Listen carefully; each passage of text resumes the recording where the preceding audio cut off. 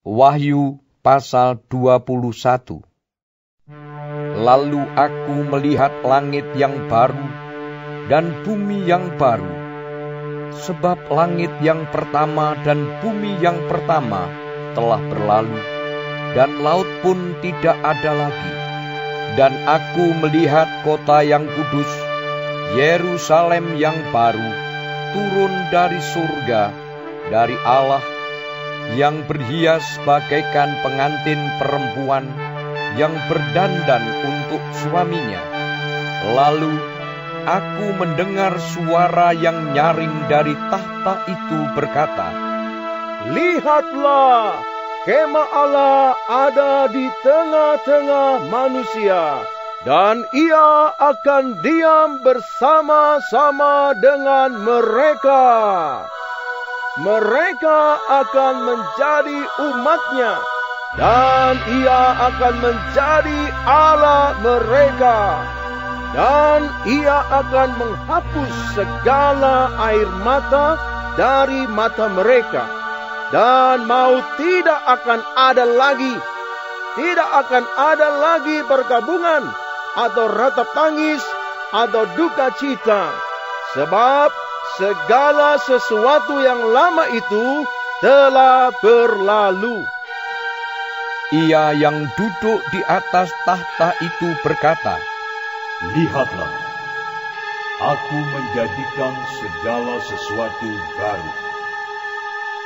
Dan firman-Nya, "Tuliskanlah, karena segala perkataan ini adalah tepat dan benar." Firman-Nya lagi kepadaku, "Semuanya telah terjadi. Aku adalah Alfa dan Omega, yang awal dan yang akhir. Orang yang haus akan kuberi minum dengan cuma-cuma dari mata air kehidupan. Barang siapa menang, ia akan memperoleh semuanya ini. Dan aku akan menjadi Allahnya, dan ia akan menjadi anakku. Tetapi orang-orang penakut, orang-orang yang tidak percaya, orang-orang keji, orang-orang pembunuh, orang-orang sundal, tukang-tukang sihir, penyembah-penyembah berhala, dan semua pendusta, mereka akan mendapat bagian mereka di dalam lautan yang menyala-nyala oleh api dan belerang. Inilah kematian yang kedua." Maka datanglah seorang dari ketujuh malaikat yang memegang ketujuh cawan, yang penuh dengan ketujuh malapetaka terakhir itu. Lalu ia berkata kepadaku, katanya, "Marilah ke sini. Aku akan menunjukkan kepadamu pengantin perempuan, mempelai anak domba." Lalu di dalam roh ia membawa aku ke atas sebuah gunung yang besar lagi tinggi, dan ia menunjukkan kepadaku kota yang kudus itu, Yerusalem, turun dari sorga, dari Allah. Kota itu penuh dengan kemuliaan Allah, dan cahayanya sama seperti permata yang paling indah, bagaikan permata yaspis, jernih seperti kristal. Dan temboknya besar lagi tinggi, dan pintu gerbangnya 12 buah.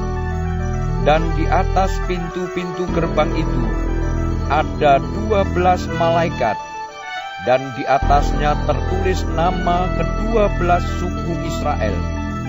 Di sebelah timur terdapat 3 pintu gerbang, dan di sebelah utara 3 pintu gerbang, dan di sebelah selatan 3 pintu gerbang, dan di sebelah barat 3 pintu gerbang. Dan tembok kota itu mempunyai 12 batu dasar, dan di atasnya tertulis ke-12 nama, ke-12 rasul anak domba itu. Dan ia yang berkata-kata dengan aku, mempunyai suatu tongkat pengukur dari emas untuk mengukur kota itu serta pintu-pintu gerbangnya dan temboknya. Kota itu bentuknya 4 persegi, panjangnya sama dengan lebarnya, dan ia mengukur kota itu dengan tongkat itu 12.000 stadia, panjangnya dan lebarnya dan tingginya sama. Lalu ia mengukur temboknya 144 hasta menurut ukuran manusia, yang adalah juga ukuran malaikat. Tembok itu terbuat dari permata yaspis, dan kota itu sendiri dari emas tulen, bagaikan kaca murni.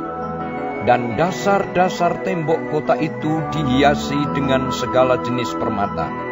Dasar yang pertama batu yaspis, dasar yang kedua batu nilam, dasar yang ketiga batu mirah, dasar yang keempat batu samru, dasar yang kelima batu unam, dasar yang keenam batu sardis, dasar yang ketujuh batu ratna cempaka, yang kedelapan batu beryl, yang kesembilan batu krisolit, yang ke-10 batu krisopras, yang ke-11 batu laswardi, dan yang ke-12 batu kecubu.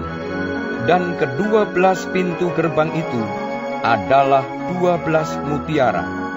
Setiap pintu gerbang terdiri dari 1 mutiara, dan jalan-jalan kota itu dari emas murni bagaikan kaca bening.